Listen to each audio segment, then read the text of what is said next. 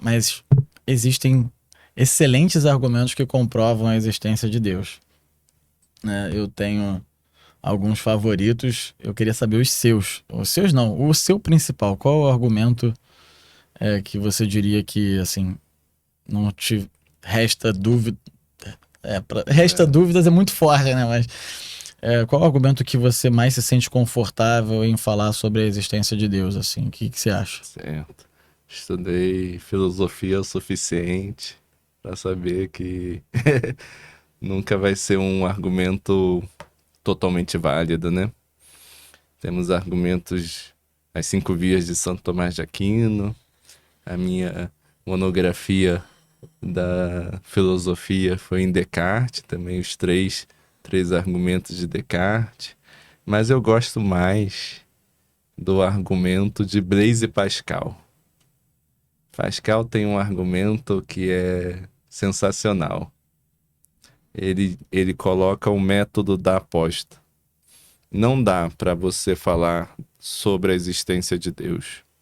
Não dá para você, depois, ainda mais depois de Kant, não dá para você explicar a existência de Deus, como também não dá para explicar a não existência de Deus.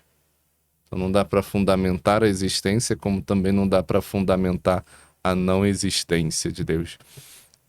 Então Pascal propõe o método da aposta. Você aposta ou que Deus existe ou que Deus não existe. Aposta. Aposta é a forma como você vai viver. Você vive como se Deus existe ou você vive como se Deus não existisse. Ao morrer, e aí Deus existe. Não, vamos pensar primeiro, Deus não existe. Morreu e Deus não existe. Se você acreditou que ele existe, você não perdeu nada. Você viveu tal qual qualquer pessoa no mundo. Se você apostou que ele não existe, também não perdeu nada. Agora, se Deus existe e você apostou que ele existe, você ganhou tudo. Você ganhou o céu. E se Deus existe e você apostou que ele não existe, você perdeu tudo. Então, pelo método da aposta, aponta que a, a, a existência de Deus te faz ganhar tudo ou perder tudo. A não existência de Deus, você não perde nada. Tanto para um quanto para outro. Eu gosto desse Eu gosto método. muito desse também. Mas o que eu vejo, o que eu percebo mais é que a existência de Deus também é algo que a gente deva sentir, né? Experimentar, né? Experimentar Deus em Porque nossa falta vida. fé nesse argumento do Pascal, né? Fica É, uma coisa meio experimental. sim. Mas não deixa de ser Não deixa, interessante. não deixa de ser interessante. Depois coloquem aí, inclusive, na casa de vocês, pesquisem teoria da existência de Deus, Pascal. Isso já é o suficiente para O aparecer, né? método da aposta. Método da aposta. E eu tava vendo uma desses dias de Santo Anselmo, você já ouviu falar? O argumento ontológico. Ontológico. Esse é complicado. Tu sabe explicar esse, padre? Esse é muito Cara, e interessante.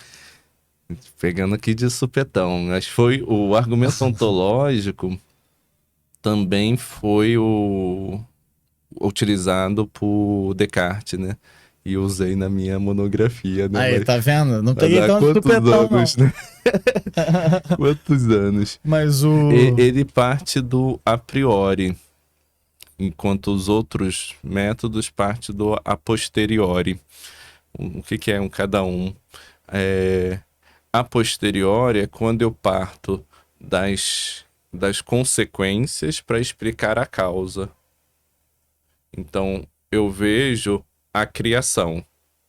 E aí eu entendo a causa, que é o Criador.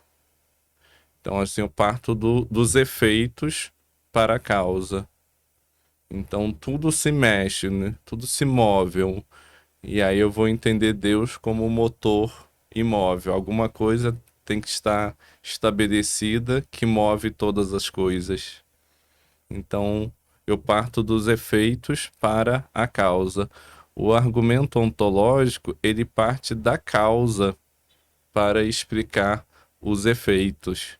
E a causa é a existência, né? Ter a questão do...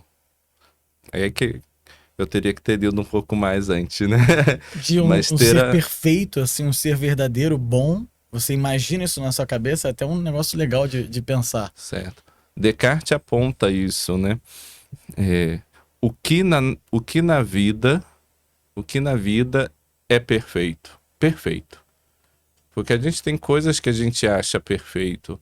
Por exemplo, a gente acha perfeição numa flor, mas uma flor é igualzinha a outra, Não é?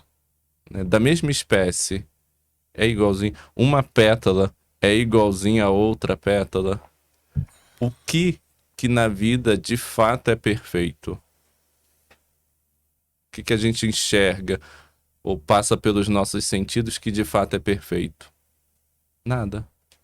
Nada nesse mundo é perfeito. Totalmente perfeito. Plenamente perfeito. Nada. O que a gente vai... Algumas coisas a gente considera perfeito, mas é uma coisa subjetiva, né? Porque me agrada. Sim. Nada é perfeito. Se nada é perfeito, esse é o questionamento de Descartes. Se nada é perfeito, por que é que a gente tem um ideal de perfeição dentro de nós? Eu vou falar uma coisa que tem dificuldade, porque eu sou daltônico. Tá. Mas se eu vejo o verde da sua camisa, agora eu começo a ter em mim o critério do verde. Então, as coisas que eu conheço são as coisas que eu vi, eu verifiquei. Mas se eu não vi nada perfeito, por que eu tenho ideia de perfeição? Vai dizer Descartes que há de existir um ser perfeito que gerou, imprimiu dentro de nós o conceito de perfeição. Esse ser é Deus. É como se Muito bom. dentro de nós tem a marca do nosso Criador. Por isso que a gente tem a ideia de perfeição. Muito boa.